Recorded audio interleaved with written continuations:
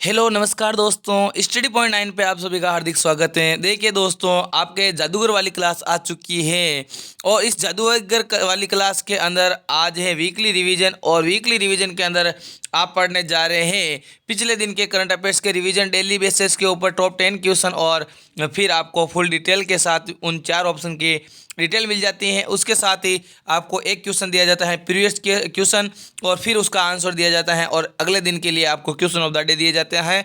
और साथ ही साथ टॉप 10 जीके जीएस के क्वेश्चन भी आपको करवाए जाते हैं डेली बेसिस के ऊपर। ठीक है दोस्तों, तो चैनल पे नए हैं तो चैनल को सब्सक्राइब जरूर कर लीजिए, बेल आइकन को प्रेस कर लीजिए।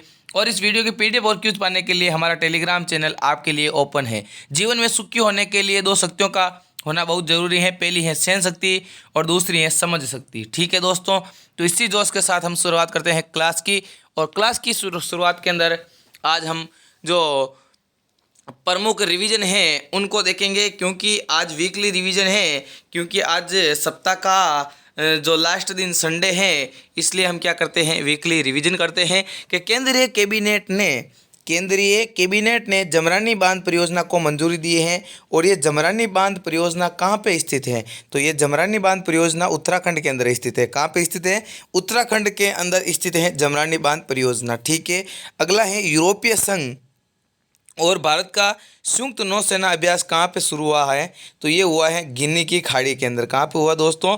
गिनी के खाड़ी के अंदर यूरोपीय संघ और भारत का संयुक्त नौसेना अभ्यास शुरू हुआ है। अगला है इंडिया मोबाइल कांग्रेस का 7वां एडिशन का आयोजन कहाँ पे किया जा रहा है? तो ये किया जा रहा है दिल्ली के अंदर। कहाँ पे? दिल्ली के अंदर किया जा रहा है।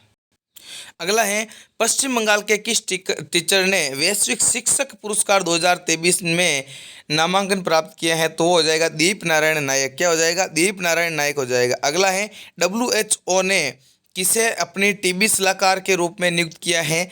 तो वो किया है सारंग देव को। किसे किया है? सारंग देव को। अगला है सुल्तान इब्राहिम सुल्तान सिकंदर को किस देश का नया राजा बना है चुना गया है? तो वो चुना गया है मलेशिया। आप बताओ मलेशिया और इंडोनेशिया के बीच कौन सी जल संधि है? अगला है भारतीय सेना की पहली वर्टिकल विंड टनल का उद्घाटन किस राज्य के अंदर किया गया है? तो वो किया गया है हिमाचल प्रदेश के अंदर। लेइज ने किसे अपना ब्रांड एम्बेसडर बनाया है? तो वो बनाया है महेंद्र सिंह धोनी को। अगला है संयुक्त राष्ट्र महासभा ने इजराइल हमास जंग को रोकने का प्रस्ताव पारित किया है। इसमें वोटिंग के दौरान भारत का क्या रुख रहा है? तो भारत को वोटिंग में हिस्सा नहीं लिया है।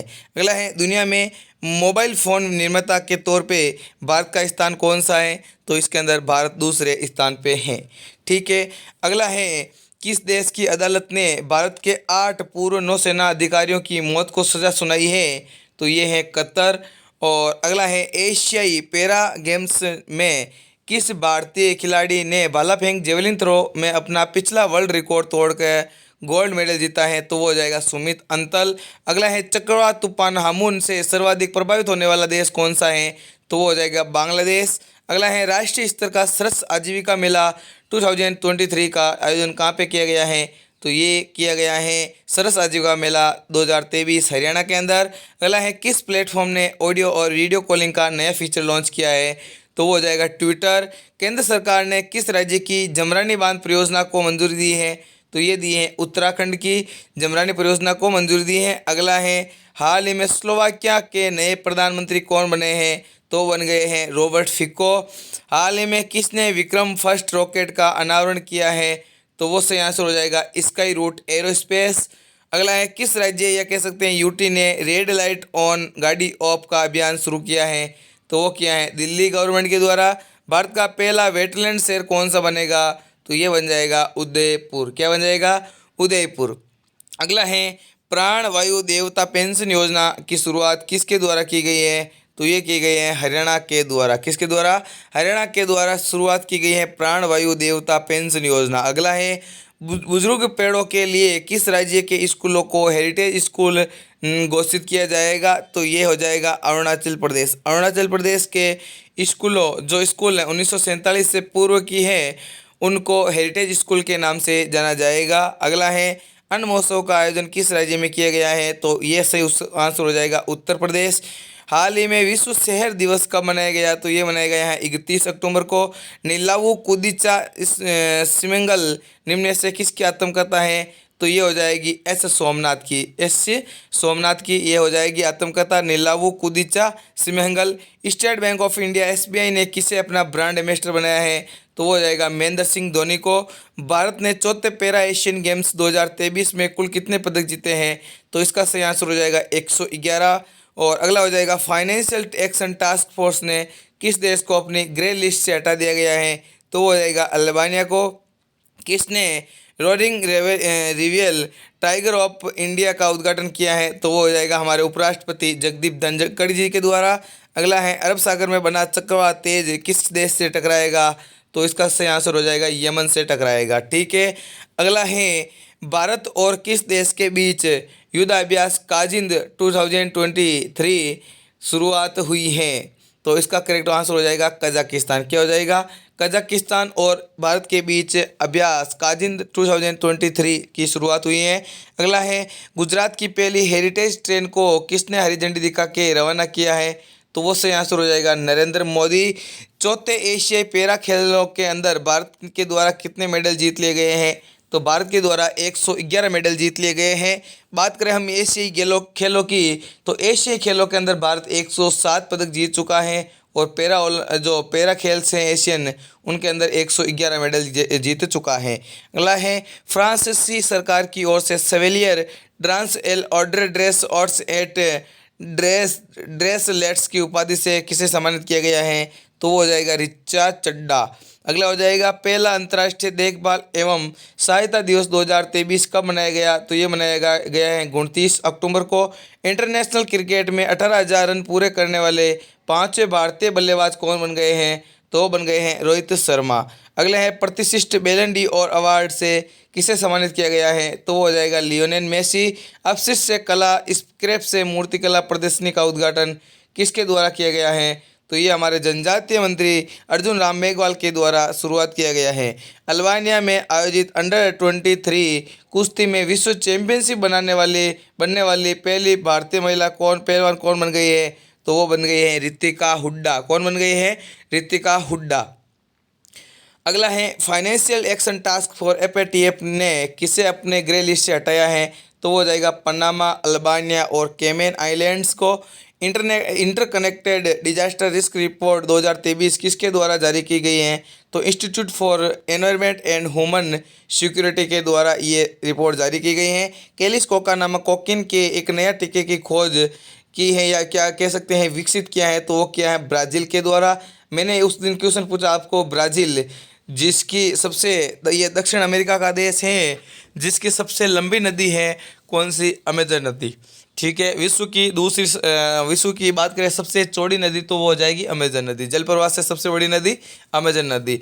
राष्ट्रीय एकता दिवस किस प्रतिवर्ष कब मनाया जाता है, तो ये मनाया जाता है 31 अक्टूबर को। 31 अक्टूबर को मनाया जाता है राष्ट्रीय एकता दिवस सरदार वल्लभ भाई पटेल जी की यादगार में। और इनकी मूर्ति लगी हुई है 183 मीटर ऊंची मूर्ति नर्मदा नदी के ऊपर केवड़िया द्वीप के ऊपर।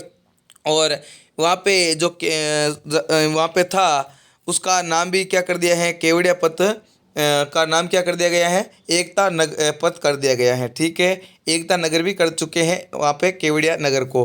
किस स्टेडियम में सचिन तेंदुलकर की प्रतिमा का अनावरण किया गया है, तो ये वानखेड़े जो स्टेडियम है क्रिकेट का, वानखेड़े स्टेडियम मुंबई के अंदर, उसके अंदर सचिन तेंदुलकर की प्रतिमा का अनावरण किया गया है। सीवीसी सतर्कता जागरूकता सप्ताह 2023 का आयोजन कब किया जा रहा है, तो ये किया जा रहा है 30 अक्टूबर से 5 नवंबर के बीच। अगला है यूनाइटेड नेशन जनरल असेंबली ने गाजा प्रस्ताव को मंजूरी दी है। ये प्रस्ताव किस देश के द्वारा तैयार किया गया था, तो ये इजराइल के पास लगा हुआ देश जॉर्डन के द्वारा शुरुआत की गई है। विश्व का पहला एआई सेफ्टी समिट किस देश में आयोजित किया गया है, तो ये ब्रिटेन के अंदर आयोजित किया गया है। दुनिया का सबसे ऊंचा परमाणु अनुसंधान रिएक्टर है वो कहाँ पे स्थापित किया गया है, तो वो किया गया है बोलीविया के अंदर। बोलीविया विश्व के अंदर सबसे इसकी राजधानी है, जो सबसे ऊंची राजधानी है विश्व के अंदर। बोलीविया की राजधानी है लापाज, जो विश्व की सबसे ऊंची राजधानी है। ठीक है, बोलीविया और प्रागवे, जो बोलीविया व उरुग्वे, ठीक है ना, ये दोनों क्या है, लैंडलॉक कंट्री हैं दक्षिण अमेरिका के। अंतर्राष्ट्रीय सौर गठबंधन सभा का छठा सत्र कहाँ पे शुरू हुआ है, तो ये हुआ है दिल्ली के अंदर।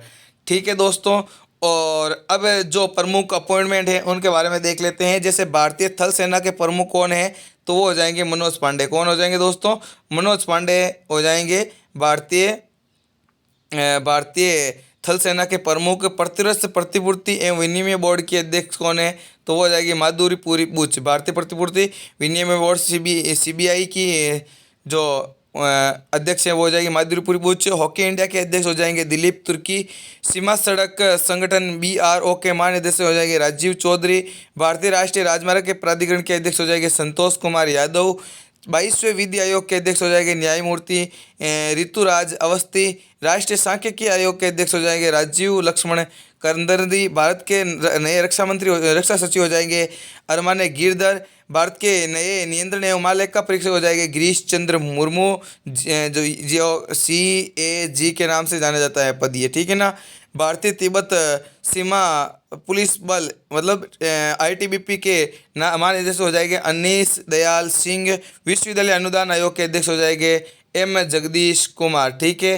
तो आज के लिए बस इतना ही। Thank you. जय हिंद जय भारत। मिलते हैं नेक्स्ट वीडियो के अंदर नए जोश नए जुनून के साथ। Thank you. जय हिंद जय भारत।